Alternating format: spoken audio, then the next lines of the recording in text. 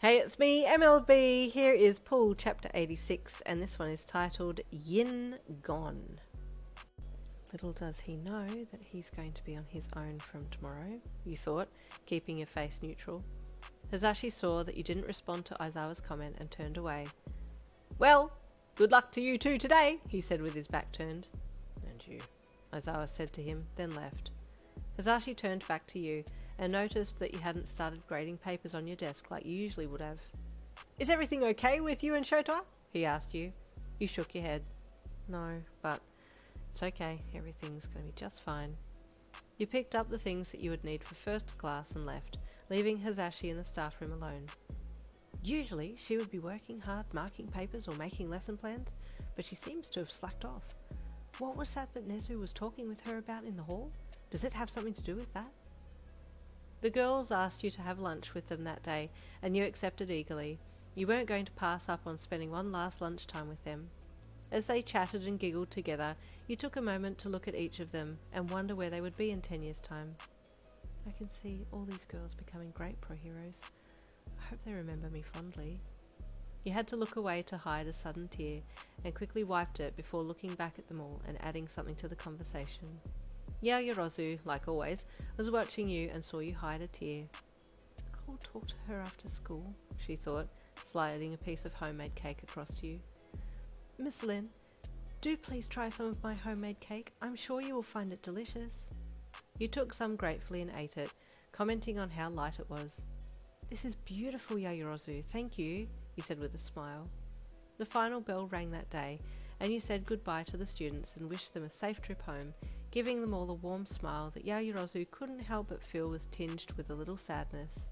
Aside from that, she was waiting for you to say your usual, see you all tomorrow, but it never came, and that worried her. You left the classroom as soon as you had said your goodbyes and walked back to the staff room with Yaoyorozu trailing behind. Miss Lin, she called out to you. Yes, Yaoyorozu? You asked, turning around to face her. I do apologise if this comes off as inappropriate, but I've noticed you've been a little down lately, she said. You forbade yourself to cry and bit into the inside of your bottom lip so hard you drew a bit of blood, but it was worth it to keep the waterworks at bay. I assure you I'm fine, you lied. I've just been a little tired lately, that's all. It's hard work being a teacher. Oh, I'm sure it is, she said. If there's anything I can do for you, please don't hesitate to ask. You nodded and smiled sweetly at her, swallowing your blood mixed with saliva. I will. Thank you, I promise. She nodded again and stepped back and then turned away. I'll see you tomorrow, she said as she left. Bye, Miss Lin. Bye, Yaoyorozu, you said, your voice shaking a little as you said it. She didn't notice, and you watched her bounce off down the hallway and mingle with the other students, still fighting to keep those tears at bay. Will they forget about me? Will they hate me for leaving without notice? You wondered as you turned and walked the rest of the way down the hall, then entered the staff room. All the teachers were there, and you cursed the full room silently. How were you supposed to clean out your desk with everybody there? You made polite talk with them first, then sat down and pretended to work. Slowly, one by one, they left, until it was just you alone, and once the room had emptied, you grabbed a box from beside the bin and brought it over to your desk, placing all of your desk items in it. In no time you had everything cleaned out, and you were heading for the door for the final time. Now out into the darkened hallway, you walked quickly to the front door and let yourself out, then locked the door behind you. It had felt like someone had been watching you, but no one called out and you didn't see anyone, so maybe it was just your imagination. Off you headed home. Done. Finished. Final day at UA completed. Aizawa had just gotten home when his phone rang, and he picked it up. Hazashi, he asked as he answered the call. She's leaving! She's gone! Hazashi yelled into the receiver. Too loud, Hazashi. Aizawa grunted, scrunching his nose at the volume of his longtime friend. Who's leaving? Yin! Came the reply. What do you mean? Aizawa asked in his calm, monotone voice. I saw her clean out her desk and then leave! Everything is gone! Hazashi yelled. You're always so dramatic, Aizawa grumbled. She probably wanted to take her things home because the desk was cluttered. No! Everything is gone! She didn't know what the schedule was for tomorrow and she didn't grade papers. She has left, Hazashi said.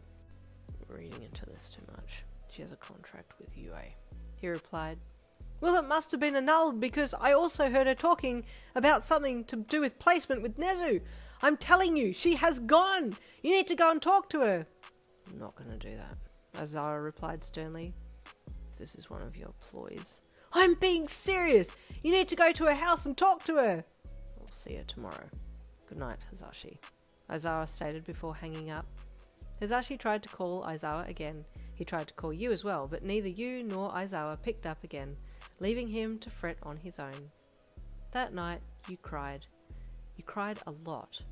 All of the pain from that day came pouring out and you just let it all out in the open. You were hoping that by finishing up there you would feel overwhelming relief, but you didn't feel any better, and in a way you felt robbed. I'm supposed to be feeling relieved, but I just feel more guilty than anything else.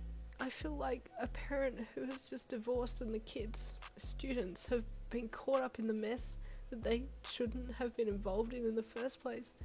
Yaoyorozu is going to be devastated when I'm not there tomorrow. I just know it. You slumped down on the bed. Maybe I can send an email to Hazashi or something and he can pass a message on to her for me. No, I'm thinking into this too much. I just need to move on. Sad girl hours. Let me just dry my tears before we move on to chapter 87 and see what happens. See you there.